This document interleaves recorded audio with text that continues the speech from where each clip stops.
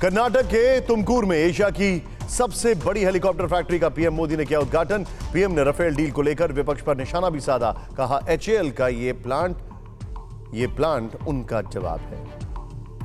PM Modi ने आज ही biofuel E20 को भी किया लॉन्च।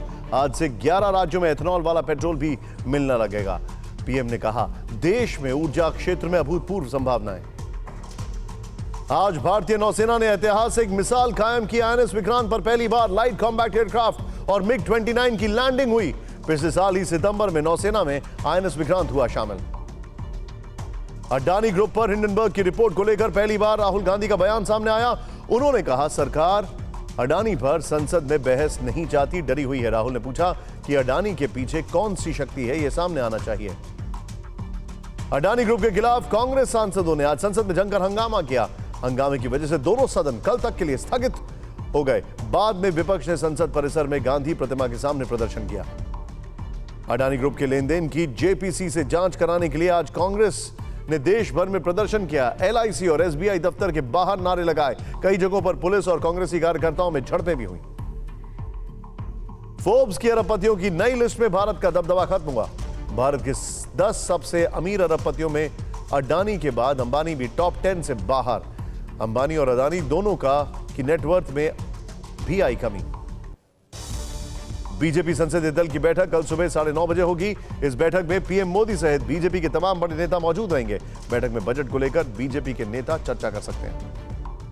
केंद्रीय गृह मंत्री अमित शाह ने आज अगरतला में विजय संकल्प यात्रा को संबोधित किया। कहा बीजेपी ने राज्य में डर का माहौल खत्म किया है। कांग्रेस ने लोगों को अंधकार, बीजेपी ने अधिकार दिया। मोहन भागवत के जातिवाद वाले बयान पर आरएसएस ने दी सफाई। प्रचार प्रमुख सुनील अंबेकर ने कहा पंडित का अर्थ विद्वान होता है, रूप नाम कुछ भी हो, कोई ऊंचा नीचा नहीं। भगवान ने कहा था भगवान के सामने कोई जाति वर्ण नहीं, श्रेणी पंडितों ने बनाई। दिल्ली को आज भी मेयर नहीं मिला। 10 नॉमिनेटेड मेंबर्स को वोट की मंजूरी मिलने के बाद हंगामा हुआ।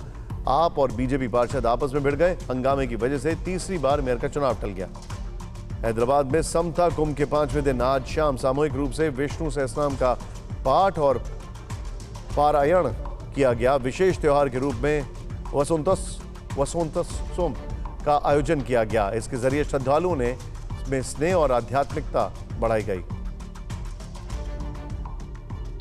बांग्लादेश में मंदिरों को फिर निशाना बनाया गया है। 14 मंदिर जो हैं उन पर कट्टरपंथियों ने तोड़फोड़ की है। ठाकुर गांव में मूर्तियों को खंडित कर तालाब में फेंक दिया गया। सीजेआई चंद्रचूड़ ने आज 5 जजों को सुप्रीम कोर्ट के जज के रूप में शपथ दिलाई। नए जजों में पंकज मित्तल, संजय करोल, पीवी संजय कुमार, अहसानुद्दीन अमानतुल्ला और मनोज मिश्रा भी शामिल हैं। सुप्रीम कोर्ट में अब जजों की संख्या 32 हुई। भूकंप के तेज झटकों से तुर्की दहल गया है। 1500 से ज्यादा की मौत हो गई है। 3000 से ज्यादा लोग जख्मी हो गए हैं। मलबे में फंसे लोगों का निकालने के लिए रेस्क्यू ऑपरेशन जारी है। तुर्की के साथ मिडिल ईस्ट में भी 3 देश सीरिया, लेबनान और इजराइल में भी भूकंप के झटके महसूस किए गए। सीरिया में भी 900 से ज्यादा लोगों की मौत की खबर है।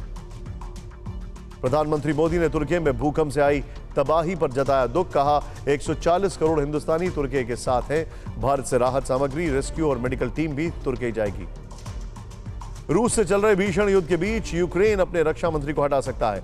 रक्षा मंत्री ओलेक्सी रेजनिकोव पर भ्रष्टाचार के आरोप लगे हैं। रेजनिकोव की जगह सैन्य जासूसी एजेंसी के प्रमुख किरिलो बुडानोव ले सकते हैं।